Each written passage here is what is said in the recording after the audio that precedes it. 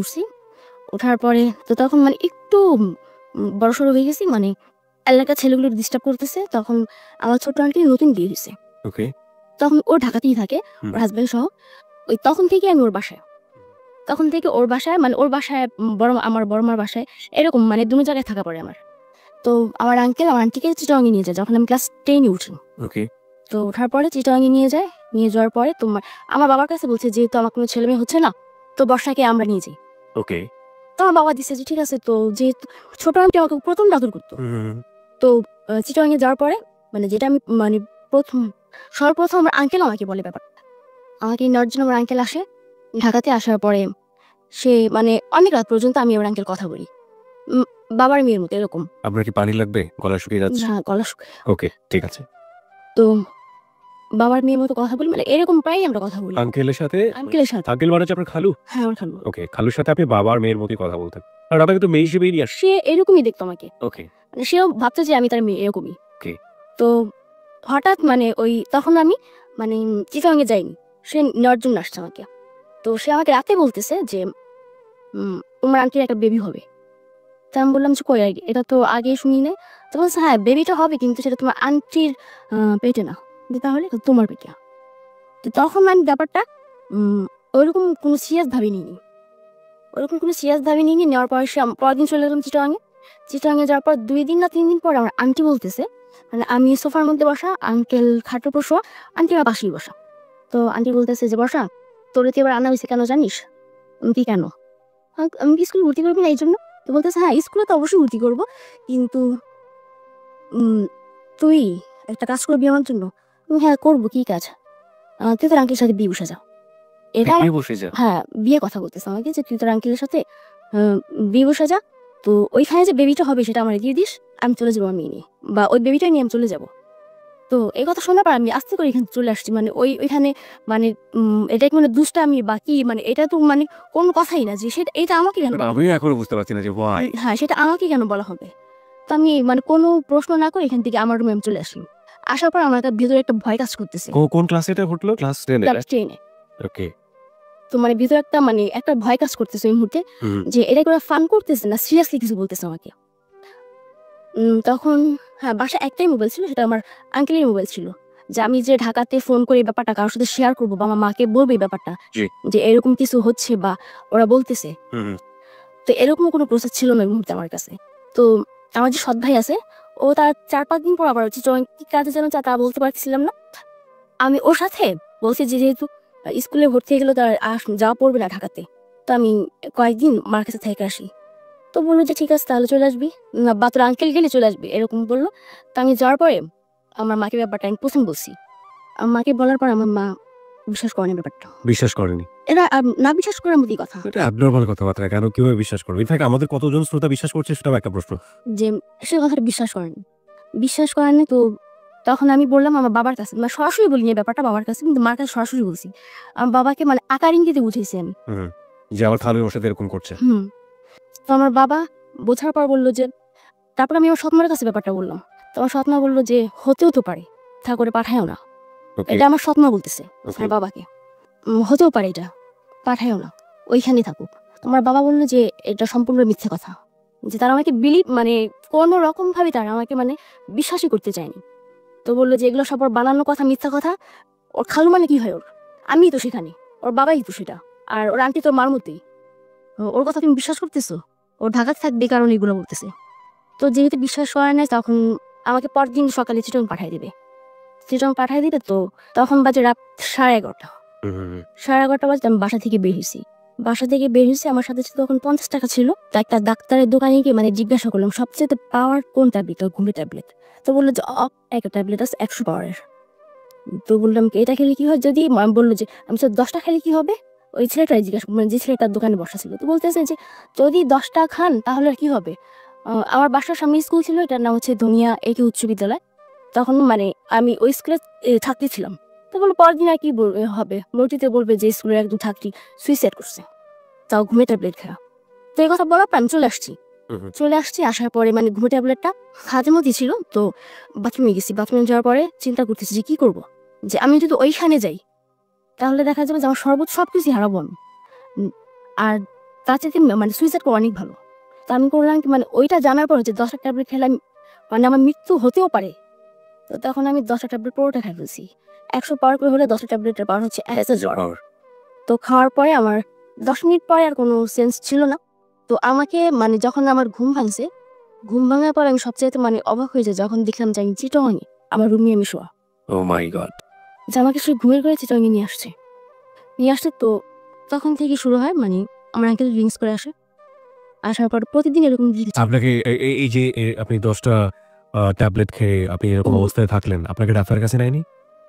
না। আপনার তো ক্ষতি হয়ে যাওয়ার কথা, ভয়াবহ রকমের ক্ষতি হয়ে যাওয়ার কথা। ওভাবে আপনাকে ফেলে রেখেছিল ওখানে। মানে হাউ? কেন এই অ্যাটিটিউড করবে আপনার সঙ্গে?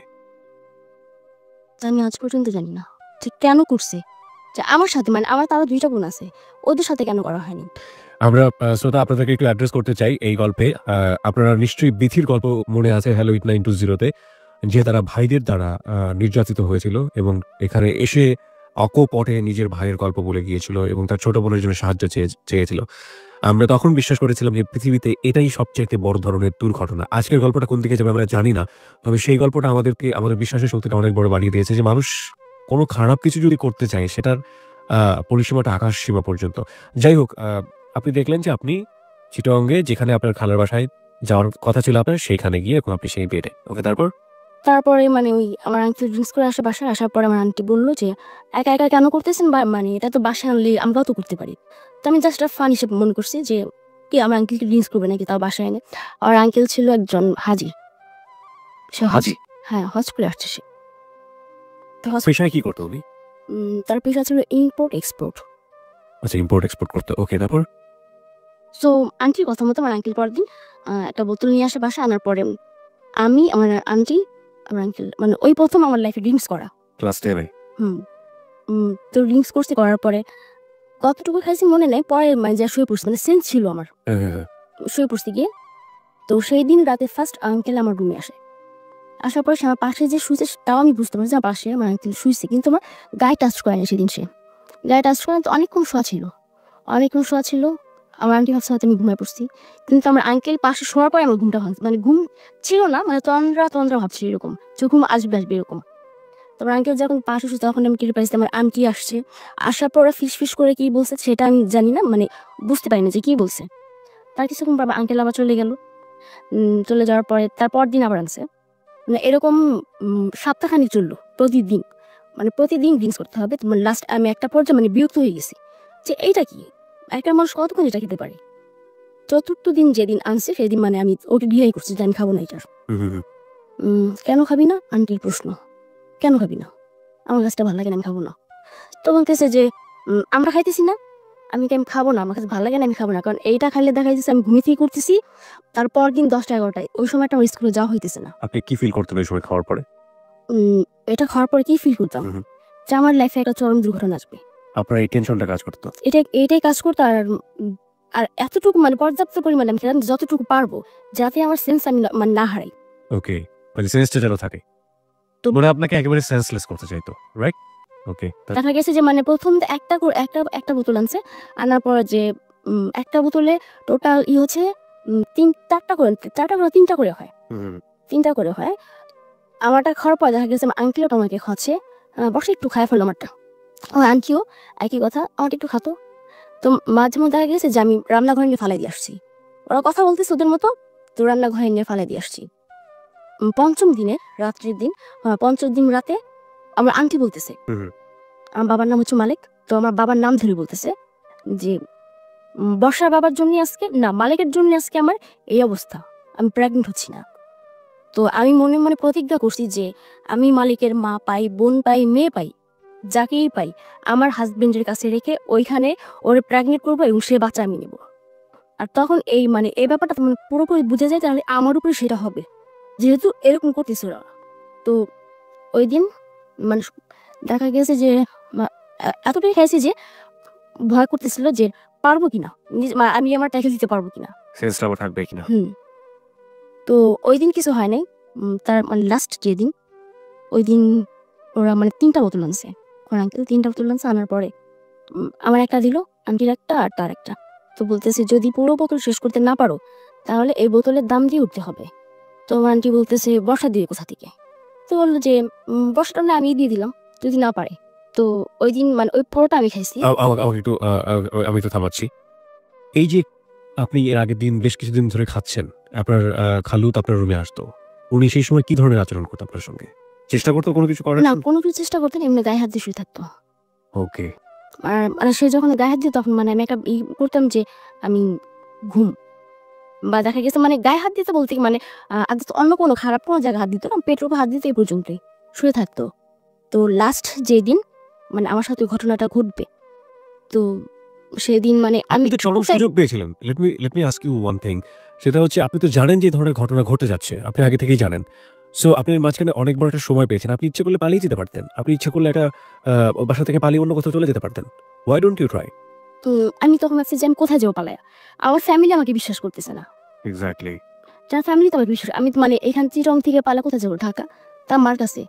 মানে তারা আমাকে বিশ্বাসই করতেছে না যে এই ধরনের ঘটনা আমার সাথে ঘটবে, বা তারা করতেছে। তাদের ধারণা যে আমি সম্পূর্ণ মিথ্যা কথা বলছি তাদের সাথে। সৎমা তো বিশ্বাস করে নাই। সৎমার কাছে জায়গায় করতে পারতেন, সৎমার কাছে থাকতে পারতেন। না, রাখতো না আমাকে। কারণ আমার বাবাকে আমার যে লিমা প্রচন্ড বিশ্বাস করে, ভালোবাসে, ভয় পায়। মানে সে যা বলে তাই।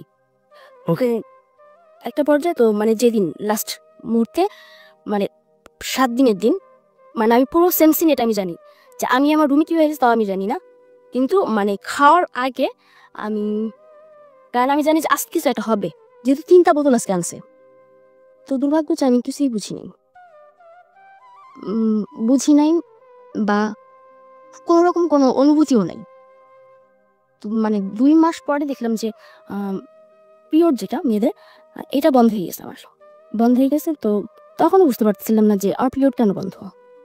তো আমি আমার যে সৎবোন আছে, ওর তখন বিয়ে হয়েছে, নতুন বিয়ে হয়েছে, ও প্রেগনেন্ট। তো ভাবলাম যে ও যেহেতু প্রেগনেন্ট, আমি যদি প্রেগনেন্ট হই তাহলে অবশ্যই বলতে পারবে। তোরা জিজ্ঞাসা করলাম আচ্ছা মেয়েদের কি পিরিয়ড বন্ধ হয় কখনো? তো বললো যে হ্যাঁ মাঝে মধ্যে বন্ধ হয়, 2-1 মাস এরকম বন্ধ থাকে এটা। তো বললো কেন, কিনা এমনিতেই। 3 মাস চলে গেল, কোনো কিছু হচ্ছে না। তো কি করবো, কার কাছে বলবে ব্যাপারটা আমি? তো যেহেতু এটার জন্য দেয় আমার আঙ্কেল, অবশ্যই সে জানে। তখন মানে আমিও আঙ্কেল সেদিন মানে নিজে থেকে বলছি যে আজকে আমি রিং করবো। তোমার আঙ্কেল আমার দিকে তাকাই রয়েছে অনেকক্ষণ, তাকার পর বলছে ঠিক আছে আনবো। তো সে আনছে, আনার পর আমার কথা হচ্ছে যে মানে ওই মানে স্বাভাবিক অবস্থা তাকে আমি ব্যাপারটা বলতে পারবো না যে আমি প্রেগনেন্ট বা আপনি আমার সাথে কিছু করছেন কিনা, এটা বলতে পারবো না। তো দেখা গেছে যে একটু অ্যাবনর্মাল হয়ে ব্যাপারটা বলতে হবে তাকে আমার।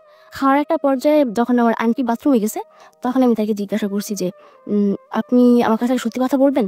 তো বললো যে হ্যাঁ বলবো, কি হয়েছে, আপনি কার সাথে কিছু করছেন? তো সে আমার দেওয়ান কোন তাকানোর পরে সে মানে হ্যাঁ না কিছুই বলতেছে না। কেন, কি সমস্যা? আমি বলছি আমি প্রেগনেন্ট। তো মানে আঙ্কেল তখন বললো যে সে শুধু হ্যাঁ বললো। সে হ্যাঁ বলার পর আমি আমার রুমে চলে গেছি। তো আমার আন্টিরও হয়তো ব্যাপারটা আমার আঙ্কেল বলছে যে বর্ষা প্রেগনেন্ট। তো এটা যখন বলছে তো আমার আন্টি জানি কিনা তা আমি জানতাম না, জানতে জানি কিনা। তো 4-5 দিন পরে আমি মানে আমার ঘুম ভেঙে গেছে, এমনি শুয়ে রয়েছি। তো আমার রুমে ছিল ডাইনিং টেবিলটা, আঙ্কেল নাস্তা খেতেছে। আন্টি বলতেছে যে আমরা যেটা প্ল্যান করছিলাম সেটা তো হয়েছে, কিন্তু যখন বাচ্চাটা যখন প্রসব করবো ওকে দেবে বাচ্চাটা? আমার আঙ্কেল বলতেছে যেহেতু ওর বিয়ে শাদী হয়নি অবশ্যই দিয়ে দেবে, আর এটার জন্য ওর কিছু একটা আমরা দেবো। তখন আমার আন্টি বলতেছে যে তাহলে একটা কাজ করিয়েন, ওর জন্য খুব ভালো একটা ছেলে দেখিন যাতে আমরা ওর বিয়ে শাদী দিতে পারি। তো আমার আঙ্কেল অফিসে চলে গেছে। তো আমি তখন মানে পুরোপুরি শুয়ে গেলাম যে আমার আন্টি ব্যাপারটা জানে, এবং আমার আন্টির প্রশ্রয়ে আমার আঙ্কেল আমার রুমে আসছে। সি একটা জিনিস খটকা লাগবে সবার কাছে। সেটা হচ্ছে একটা মেয়ে যখন প্রেগন্যান্ট হয় তার শারীরিক অবয়ব চেঞ্জ হয়। তারা যে প্ল্যানটা করেছে আপনাকে প্রেগন্যান্ট করে আপনার কাছ থেকে বেবিটা নিয়ে নিবে। এখন কথা হচ্ছে যে আপনি যে অবস্থায় আপনার শরীরে যে চেঞ্জটা হতো সেই অবস্থা থেকে আপনি নিঃসন্দেহে যেকোনো জায়গায় তাদের এগেইনস্টে ক্লেইম করতে পারতেন, বা আপনার ফ্যামিলি যে আপনাকে বিশ্বাস করতো না সেইটা আপনি দেখায় বলতে পারতেন যে দেখো আমার কি করেছে বা কি অবস্থা। এরকম সুযোগ তো ছিল। না আমাকে মানে আমি এটা মানে 7 মাস পর্যন্ত আমি মানে এটা গর্ভে ধারণ করছি। ওকে যাই আমরা সিরিয়ালি যে গল্প একের পর এক কি হয় তারপর। তো যখন 3 মাস, তো আমি আমার আঙ্কেল বাসা আসার পরে আমি তখন জানলাম যে আমার আন্টি ব্যাপারটা সম্পূর্ণ জানে, এবং ওর প্রশ্রয় এটা হয়েছে। কারণ একজন ওয়াইফ যদি তার হাজবেন্ডকে প্রশ্রয় না দেয়, সে অন্য একটা মেয়ের কাছে কখনই আসতে পারে না। তো তারপর কাউকে কিছু বলি না, চুপচাপ থাকি। তো মানে আমি শুধু মানে যখন আমার আঙ্কেল বাসায় আসে তখন আমি শুধু থাকি যে তার মোবাইলটা আমি কখন নেব, যে যখনই হোক আমার মাকে আমি ব্যাপারটা বলবো, বা বলবো যে তুমি আসো এখানে, আইসা দেখা যায় আমার কি অবস্থা। তো যখন রাত্রেবেলা মোবাইলটা চার্জে রাখতো, আমি চার্জে থেকে আনার পরে দেখতাম যে ওটার মধ্যে কোনো সিম কার্ড নেই। যে আমি যে ওরা বুঝতে পারছে যে আমি অবশ্যই ব্যাপারটা জানাবো। বাইরে কোথাও যোগাযোগ করবো। আপনাকে কি সারাদিন বাসার মধ্যে বন্ধ করে রাখতো ওরা? আপনাকে স্কুলে কোথাও ভর্তি করেনি?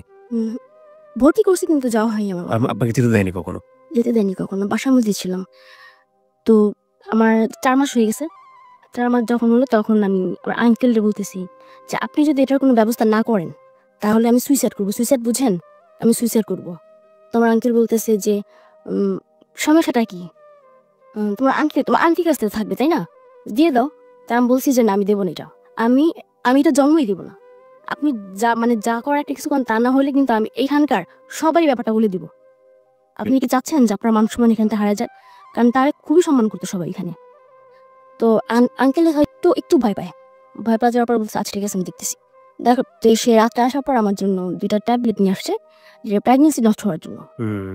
তো নিয়ে আসছে, আনার পর সে আমাকে দিয়েছে। তারপর বললো তোমার আন্টি যাতে না দেখে, এটা বলছে যে তোমার আন্টি যাতে না দেখে তুমি 2টা আজকে একটা খাবা রাতে, কালকে রাতে একটা খাবা। তখন আপনার প্রেগন্যান্সির কত মাস চলছিল? 4 মাস। ওকে, 4 মাস চলতেছে। তখন খাওয়ার পর দেখলাম যে কোনো কিছুই না।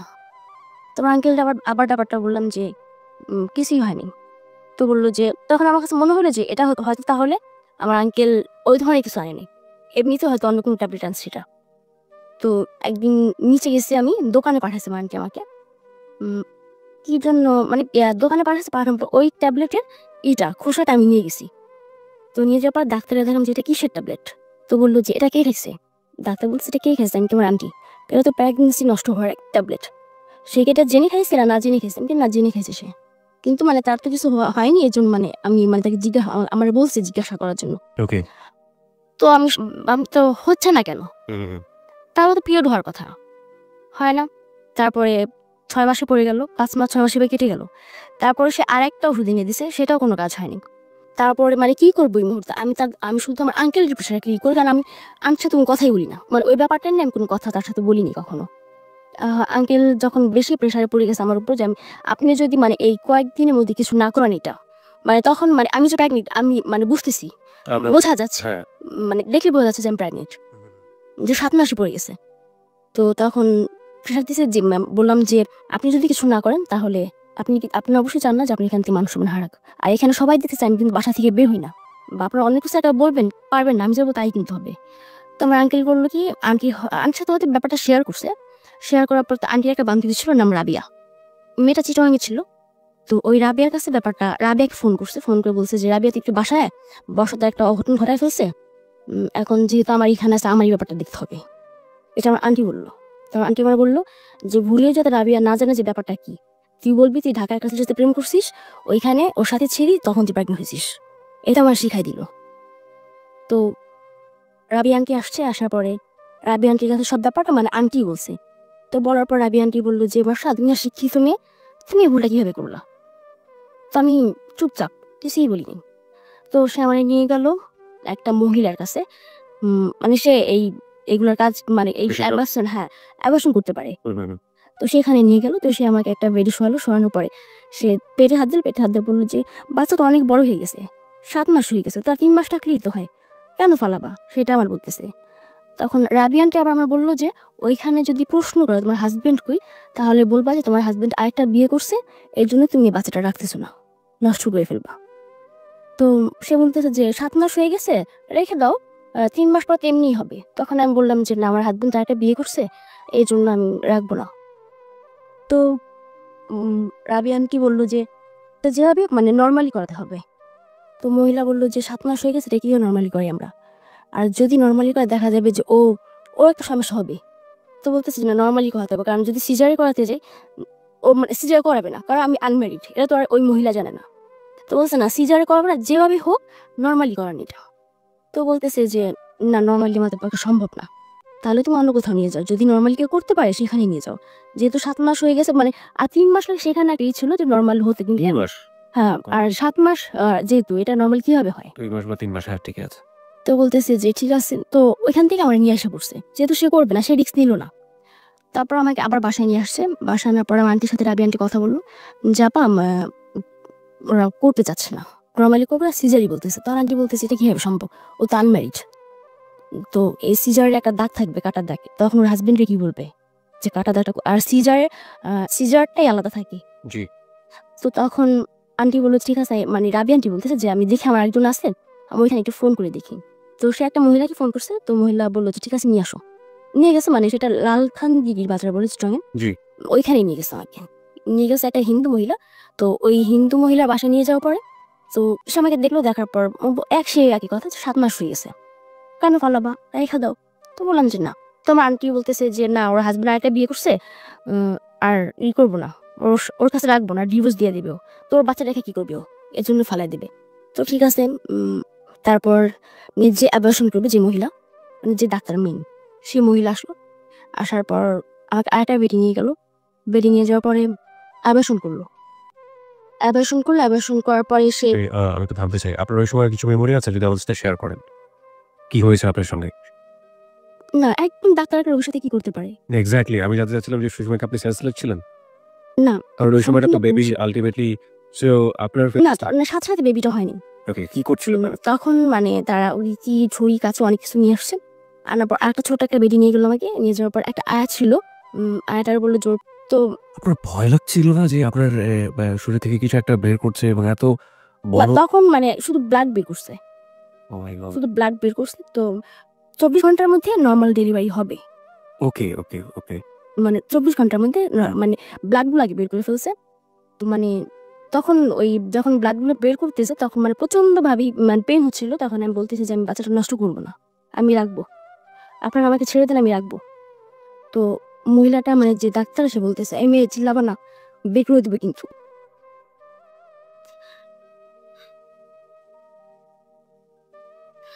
তারপর ওই মানে ব্লাডগুলো বের করছে। ব্লাডগুলো বের করার পরে সাথে সাথে শুনে আমার জ্বর চলে আসে, প্রচণ্ড জ্বর আসে। তো বলতেছে যে ওরা ঠান্ডা পানি দিও না, ওরা গরম পানি দিবা। ওই ডাক্তার আয়াটাকে বলে গেল যে ওটা ঠান্ডা পানি দিবা না, আই করবা। তো আমাকে এভাবে রেখে ওরা চলে গেছে। চলে যাওয়ার পরে যে রাবি আন্টি ছিল, সে বলতেছে যে বসা থাকো, আমি সকালে আসবো, তোমার কোনো সমস্যা? আমি বলছি না, আমার কোনো সমস্যা নেই। তো আর রাবি আন্টি জিজ্ঞাসা করলো যে কখন হবে এটা।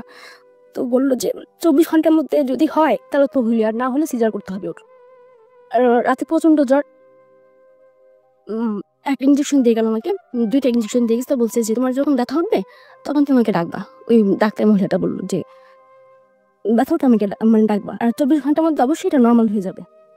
তো তার 24 ঘন্টা পার হয়ে গেছে। তারপর দিন মানে সন্ধ্যাবেলা অ্যাবর্শন করছে আমাকে। তো যখন দেখছে যে হচ্ছে না, তো আমাকে এসে জিজ্ঞাসা করলো তোমার পেটে কোনো পেন হচ্ছে? আমি বললাম যে না, আমার পেটে কোনো পেন হচ্ছে না।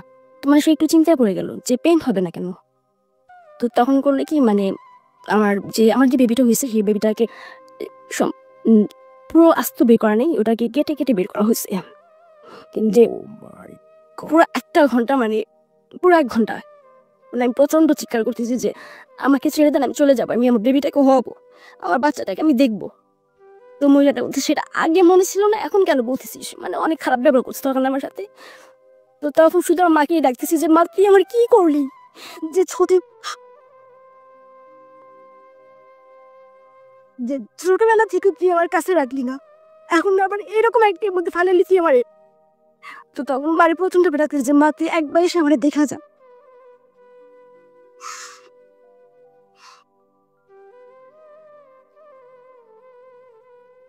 তারপর যখন 1 ঘন্টা পরে ওটা পুরোটা বের করছে, তখন মানে ডাক্তার তো চলে গেছে, আয়টা আমার সামনে দাঁড়ানো। তারা বলতেছি যে আমার কি হয়েছে একটু বলবেন, আমার ছেলে হয়েছে না মেয়ে হয়েছে? তো সে বলতেছে তোমার না খুব সুন্দর একটা মেয়ে হয়েছে, তোমার মতোই দেখতে, এটা কেন ফেলাইলা তুমি? তখন আমার কোনো ভাষা ছিল না যে আমি কি বলবো, যে অ্যাকচুয়ালি এটা কি, আমি কি, জোর তো কোনো বাবাই নেই, আর আমার সাথে কেন এটা করলো। এরকম আমি 15 দিন অসুস্থ ছিলাম।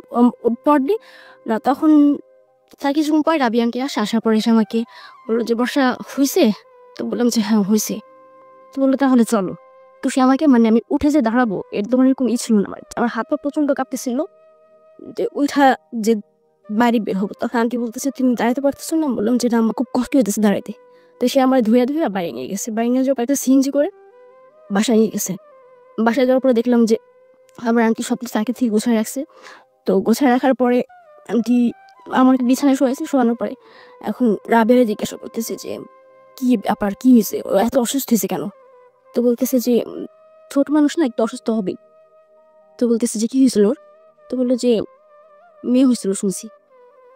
তো বললো যে কেমন? তখন আমি তো রাব্বিয়ানকে বলছি যে এটা কেটে কেটে বের করছে, সম্পূর্ণ করে বের করে নেই। তারপর এরকম 15 দিন অসুস্থ বাসাতেই, বাসা অসুস্থ থাকার পর এর মাঝখানে আপনি আপনার বাড়িতে যোগাযোগ করেননি, বাড়িতে জানানোর আমার তো হয়েই গেছে, এখানে আর যোগাযোগ করে কি লাভ? ইনফ্যাক্ট আপনার সাথে যে আচরণগুলো করা হচ্ছে আপনি আপনার মাকে আপনার বাবাকে জানাননি? এই এই এই হোয়াটএভার ইট ইজ সেই সময় তো আপনার সুযোগ ছিল জানানোর, আপনি জানাননি? না, আমি 15 দিন অসুস্থ থাকার পরে ঢাকায় ঢাকায় আসছি। ঢাকা আসার পরে মা বলতেছে যে কি ব্যাপার তোর এমন দেখাইতেছে কেন, অনেক শুকাই গেছে আগের থেকে, This track was downloaded from FusionBD.com. কেমন যেন রোগা রোগা লাগতেছে।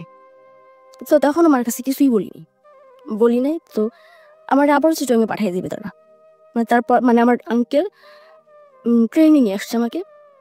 তো সে মানে আসার যাওয়ার টিকিট কেটে রাখছে, না সরি আসার সময় আমরা ট্রেনে আসছি চিটং থেকে ঢাকায়। তো আঙ্কেল বলতেছে যে আমি তো কালকে চলে আসবো, তো তুমি আসবে না আমার সাথে? তো আমার কথা হচ্ছে আমি একবার ঢাকা যাই, তারপরে আসা না সেটা আমার উপরে।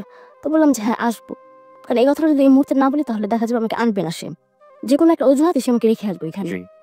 তো বলে হ্যাঁ আপনার সাথে আমি চলে যাবো, এখান থেকে কি করবো? তো তখন সে বললো ঠিক আছে তাহলে আমরা আসার সময় বিমানে চলে আসবো, সেটা বললো আমাকে। তো সে চিটং থেকে বিমানে টিকিট কেটে রাখছে। তো তারপরে ঢাকা আসলাম, আসার পরে আমার আঙ্কেল বলতেছে যে আজকে থাকো, কালকে এসে আমি তোমার নিয়ে যাবো এখান থেকে। তো বললাম আচ্ছা ঠিক আছে। তো শুধু একটা রাতে পাচ্ছি আমার মার মানে কথাগুলো বলার জন্য। তো রাতের বেলা আমি মার পাশে যেয়ে বসছি। তো মা আমার সাথে কথাবার্তা বলতেছে, ওরা কেমন আচরণ করে, তা তো বোন, তার তো মানে সে তো কখন ধারণা করেন যে তার মেয়ের সাথে এই ধরনের বিহেভ করবে। তখন আমার কাছে আমি ব্যাপারগুলো বলি যে আমার সাথে এই ঘটনা করা হয়েছে মা। তখন দেখি মা খুব কান্না করতেছে যে আমি কার কাছে কিনলাম, এমন তো না যে আমার ঘরে ভাতের অভাব, টাকা পয়সার অভাব, যে আমার মেয়েটাকে রাখতে পারতেছি না, কোনো কিছুই না।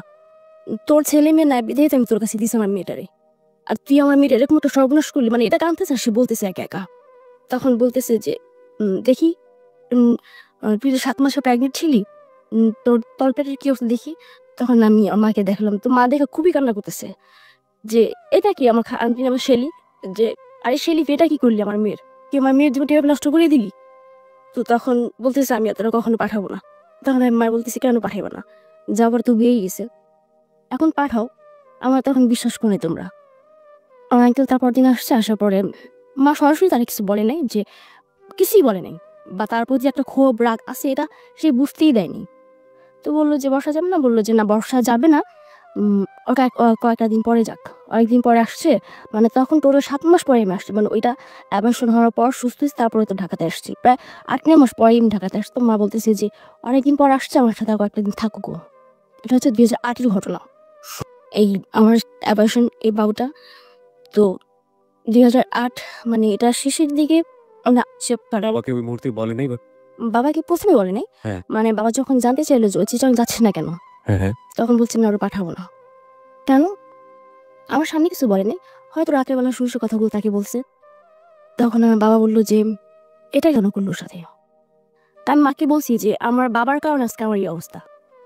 What was his fault? তার আসলে ফলটা কি ছিল আপনি জানেন? না এটা আমি আজও পর্যন্ত জানি না, আর সে আমার বাবা বিধায় আমি তাকে আজও পর্যন্ত সে প্রশ্ন করতে পারিনি যে তুমি ওর সাথে কি করছিলা, যে যেটা খেসারত আমার দিতে হলো। ওকে, আমরা গল্পের এই পর্যায়ে ছোট একটা বিরতি নিতে চাই। আপনারা নিশ্চয়ই জানেন, আপনারা শুনছেন হ্যালো 8920 এবং আজকে বর্ষা আমাদের সঙ্গে আছে। যে গল্পটা এখানে হচ্ছে সেটা জীবনের গল্প, এবং আমরা জীবনের গল্পে একটা কথা বলে থাকি, life is more than drama. নাটক, গল্পে, সিনেমাতে যা সম্ভব নয় তা জীবনে করে থাকে। আজকে বর্ষা তার জীবনের গল্প বলছে, এবং আমি বলতে পারি হলফ করে যে জীবনের গল্প কোনো অংশেই কোনোটার চেয়ে খাটো না, কিন্তু আজকের গল্প শুনতে গিয়ে আমি কেন জানি খেয়ে হারিয়ে ফেলছি। আমি ঠিক জানি না আমার তাদের কি অবস্থা, এবং আমরা বিশ্বাস করি যে এই গল্পটা যেভাবে এগোচ্ছে এটা শেষ পর্যন্ত কোথায় গিয়ে থামবে আমরা ঠিক জানি না। আশা করছি আপনারা আমাদের সাথে থাকবেন। মাত্র 2 মিনিটের সংবাদের বিরতি।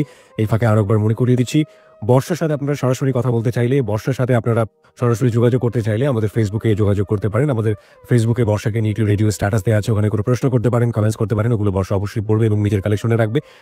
আমাদের ফেসবুকের ঠিকানাটা হচ্ছে facebook.com/hello8920। আমি আবারও বলছি facebook.com/HELLO 8920। ওখানে যাবেন, যাওয়ার পরে লাইক দেবেন, লাইক দেওয়ার সঙ্গে সঙ্গে আপনি আমাদের হ্যালো 8920 মেম্বার হয়ে যাবেন। আর যদি কোনো ফোন করতে চান, ফোন করে আপনার জীবনের গল্প আপনি বলতে পারেন। ফোন নাম্বারটি হচ্ছে 91156668। আমি আবারও বলছি 9115668। মাত্র 2 মিনিটের সংবাদের বিরতি। সংবাদের বিরতির পর আমরা বর্ষাকে নিয়ে আবারও ফিরে আসবো। আপনি শুনছেন হ্যালো 8920 এবিসি রেডিওতে। কিবরিয়া আপনার সঙ্গে আছে, লাখো শ্রোতা আমাদের সঙ্গে আছে। আশা করছি আমাদেরকে ছেড়ে যাবেন না।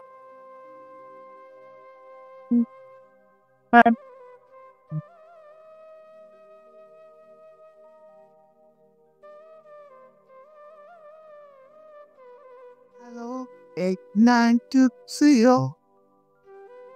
Hello, 920.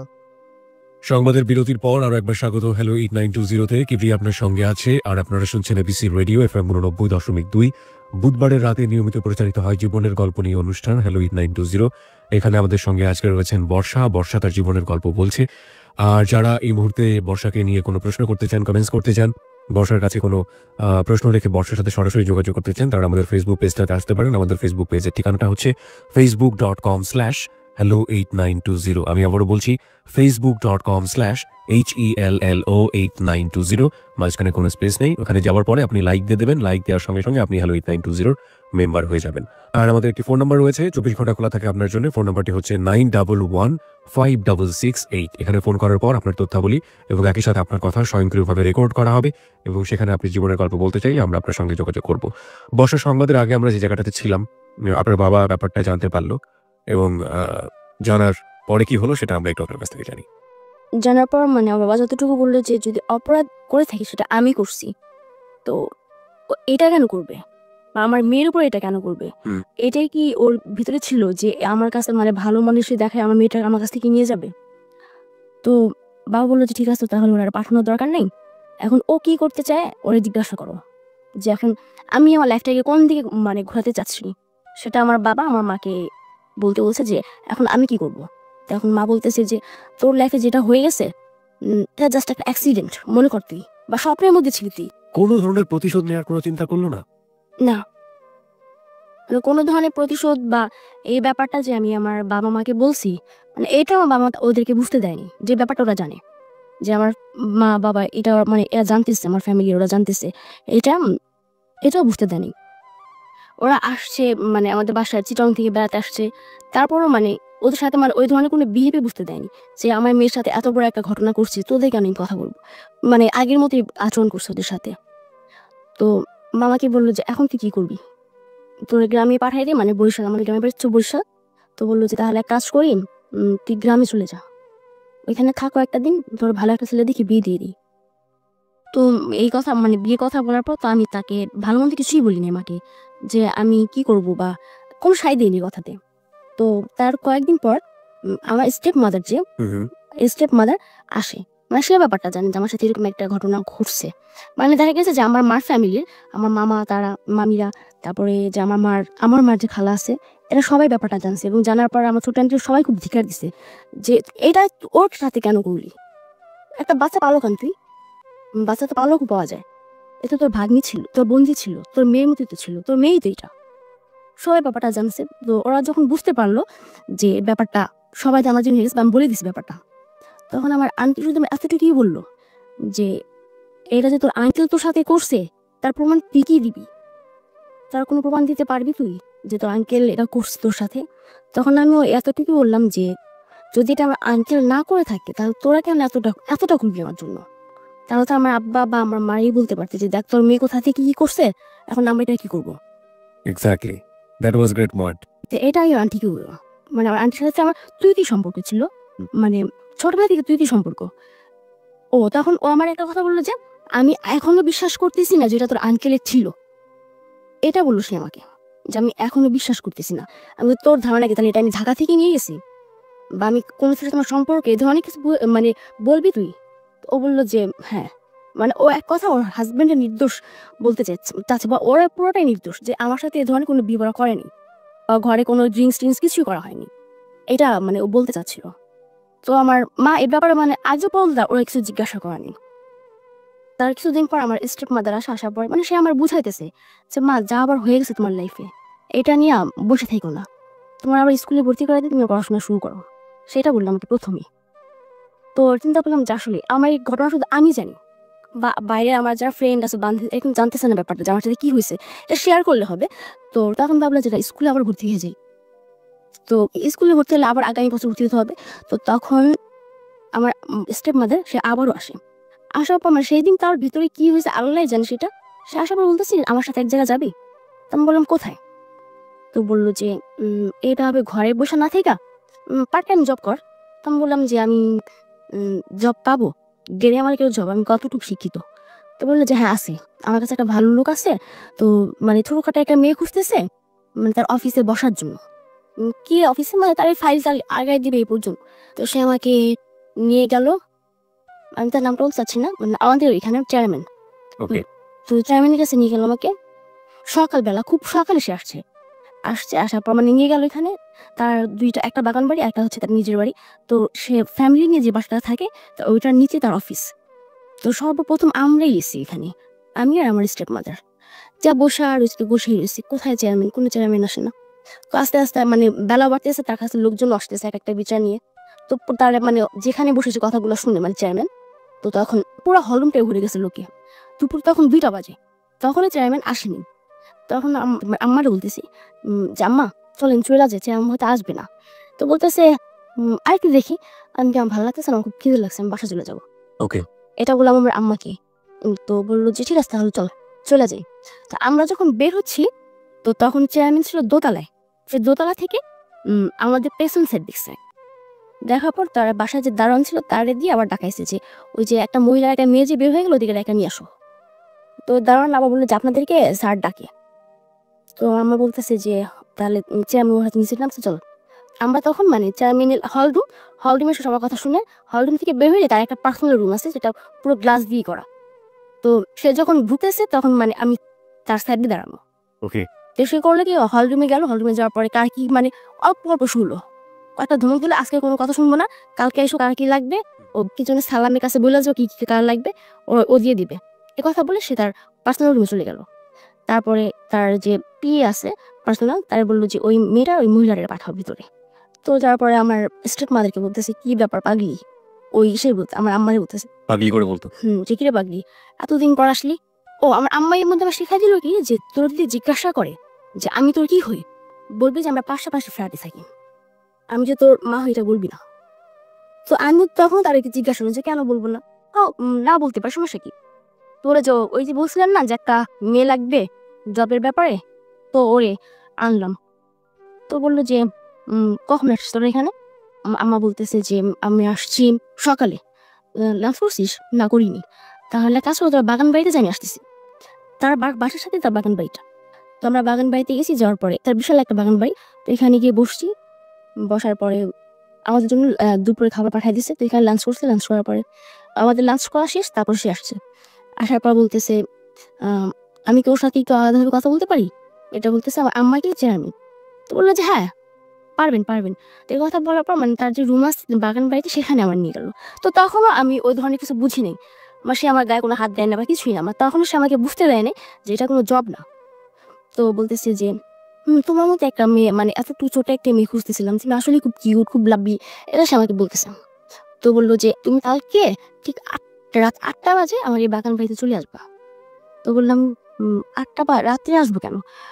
রাতে আসতে পারবো না, আমার মামাকে তাহলে বকবে যে জব দিবেন ঠিক আছে, তো সেটা রাত্রে কেন আসবো? তো ওই কথাটা বলার পর সে বললো তাহলে বিকেলে এসো 5টার দিকে। আমি বললাম যাত্রা বিকেলে আসতে পারবো।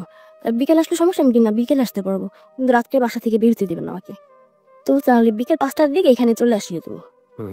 তো তখন করলে কি মানে ওই দিন সে আমার হাতে না, আমার আম্মার হাতে সে 2000 টাকা দিছে, আমার সামনেই দিছে। তো টাকাটা কেন দিছে আমি তা জানি, আমি ভাবছি হয়তো এমনিতেই দাঁড়িয়ে দিছে। কিন্তু টাকাটা যে আমার পারপাসে তাকে দেওয়া হয়েছিল সেটা আমি পরে বুঝতে পারছি। তো পরদিন বিকেল 5টা বাজে আমি তার বাগান বাড়িতে যাই, একাই যাই। ওকে। যার পর তখনও সে আমাকে কিছু বুঝতে দেয়। তখন সে আমার বললো তখন সে করলো কি বললো যে আমার তো ঢাকার বাইরে অনেকগুলো আছে, হাউজিং আছে, তো সেখানে আমি একটা মানে তোমার মতো একটা সুন্দর একটা মেয়ে রাখতে চাচ্ছি। তো তুমি যদি কক্সবাজার থাকতে চাও তোমার কক্সবাজার রাখতে পারবো, বা যদি বলো না ঢাকাতে কোথাও ঢাকাতেও রাখতে পারবো। কখনো কক্সবাজার তুমি গেছো? আমি বলছি যে না, আমি কখনো কক্সবাজার যাইনি। তাহলে তোমার কক্সবাজারে ঘোরা হবে, আমার জায়গাগুলো তোমার দেখা হবে, বা তোমার অফিসগুলো তোমার পছন্দ হবে কিনা, মানে এটা তুমি যেটা বলবো তাই করবো। তো তখন করলো কি, বললো যে আমাদের সাথে আরেকটা মেয়ে যাবে, সে তোমার অনেক সিনিয়র, সেটা বলতেছে আমাকে এই চেয়ারম্যান। আর তাকে আমি বলতাম কি চেয়ারম্যান চাচা, সে যেহেতু আমার সিনিয়র, অনেক অনেক বয়স্ক সে, তো তাকে আমি চেয়ারম্যান চাচা করে ডাকতাম। তো বললো যে তোমার আমাদের সাথে আরেকটা তোমার একটা বড় আপু যাবে, সে তোমার অনেক সিনিয়র, তো তার সাথে কথা বলো তুমি মোবাইলে। তার সাথে কথা বলাই দিল। তো বললো যে হ্যাঁ আমরা তো কালকে তাহলে কক্সবাজার যাচ্ছি, তো তখন তো দেখাই হবে তোমার সাথে। ও, সে করলো কি আমাকে 10,000 টাকা দিচ্ছে ওই দিন। এটা আমার জব হয়ে গেছে, এটা বললো সে, যেটা হইতেছে তোমার অ্যাডভান্স 10,000 টাকা, আর তুমি মান্থলি পাবা 12,000 টাকা করে। এটা সে আমার বললো কি, ও বললো যে এই 10,000 টাকা তোমার অ্যাডভান্স, এটা দিয়ে তোমার যা ইচ্ছা তুমি করিও।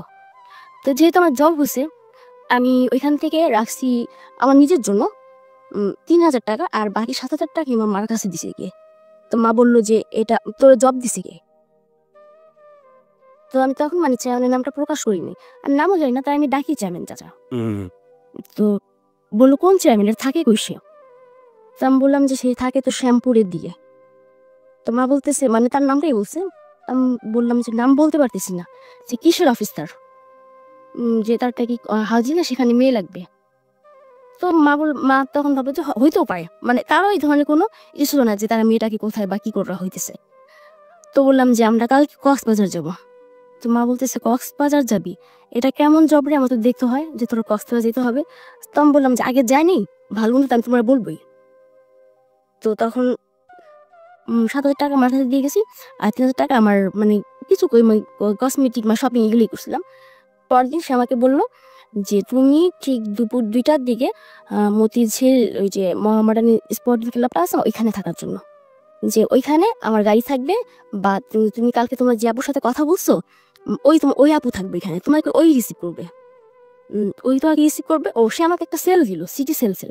তখন সিটি সেল নতুন না পুরানি, হ্যাঁ, একটা সিটি সেল দিল। সে আমাকে বললো যে এই সেলটা দিয়ে তুমি তোমার ওই আপুর সাথে যোগাযোগ করবা। তুমি মতিঝিল গিয়ে এখানে মানে ওর ফোন দিলে দেখবা যে মতিঝিল আছে, তুমি তোরা চিনবা না আর।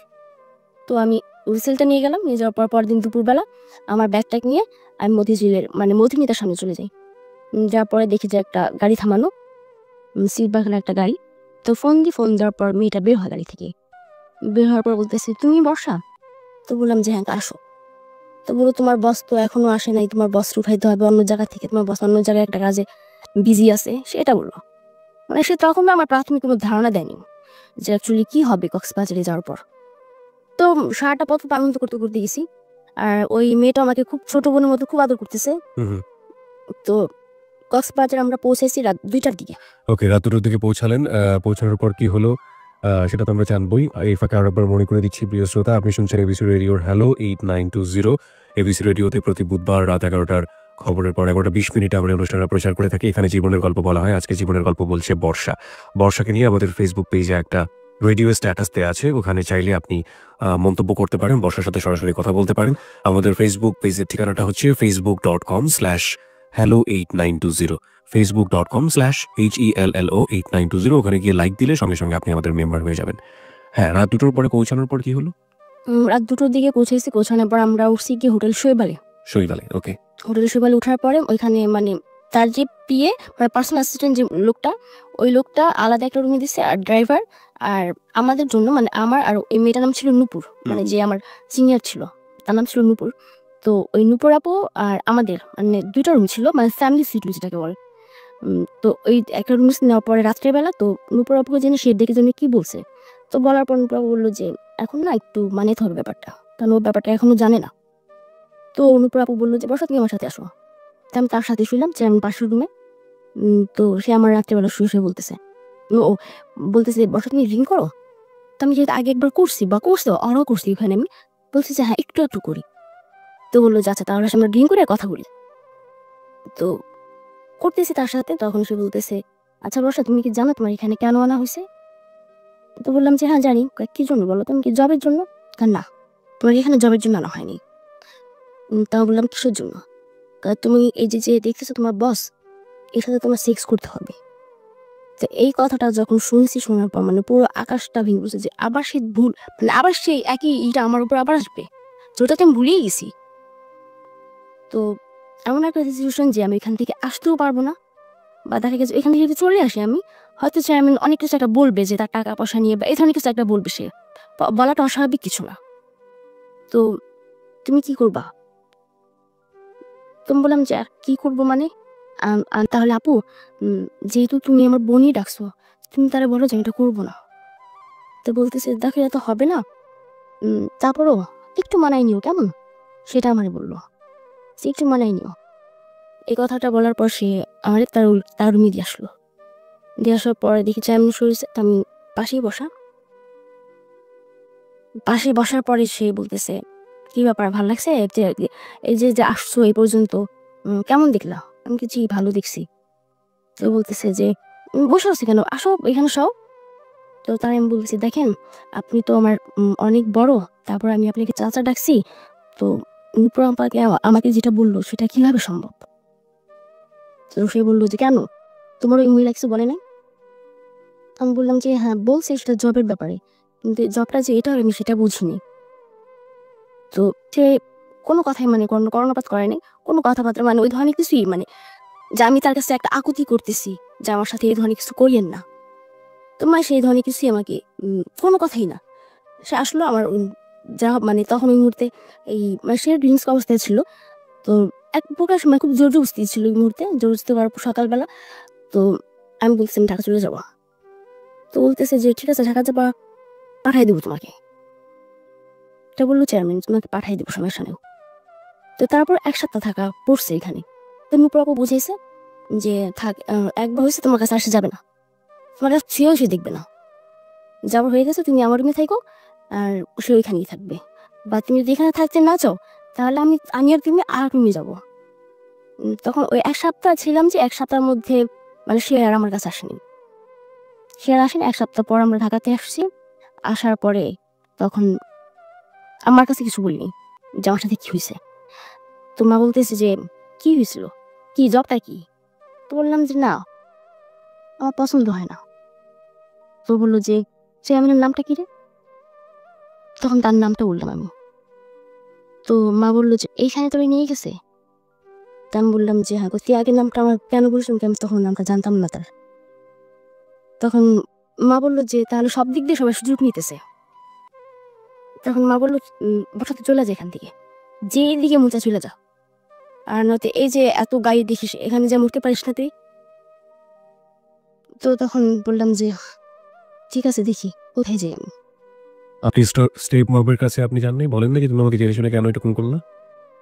অ্যাকচুয়ালি কি মানে আমার সাথে যে এত ঘটনা ঘটা হয়েছে, আমি কখনো কারো কাছে মানে জিজ্ঞেস